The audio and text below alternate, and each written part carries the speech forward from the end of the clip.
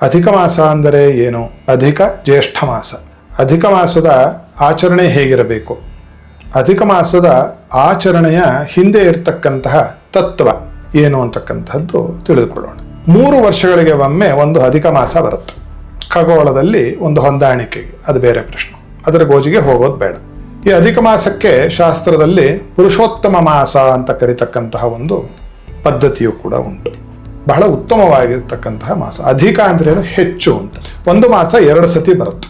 ನಮ್ಮ ಹಿಂದೂ ಕ್ಯಾಲೆಂಡ್ರಲ್ಲಿ 12 ಮಾಸಗಳ ಬದಲು ಆವಾಗ 13 ಮಾಸ ಇರುತ್ತೆ. ಆ ಒಂದು ಹೆಚ್ಚು ಬಂದಿರೋದಕ್ಕೆ ಅಧಿಕ, ಹೆಚ್ಚಾಗಿರ್ತಕ್ಕಂಥದ್ದು ಅಂತ ಹೆಸರು.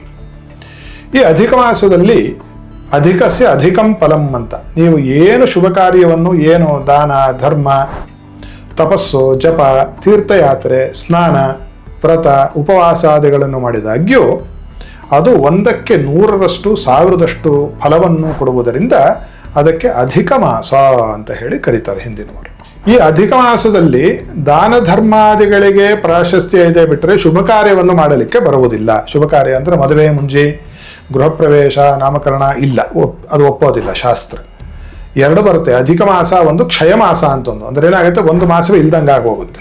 ಅವಾಗ 11 ತಿಂಗಳಾಗೋಗುತ್ತೆ. 12 ತಿಂಗಳು 12 ಮಾಸಗಳ ಬದಲು.